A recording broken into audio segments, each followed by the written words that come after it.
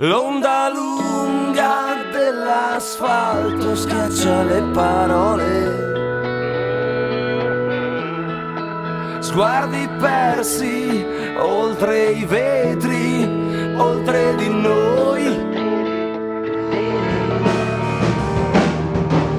Tra una botta che prendo e una botta che do, tra un amico che perdo e un amico che avrò, e se cado una volta cadrò, e la terra la rimalzerà. C'è che ormai ho imparato a sognare, non smetterò.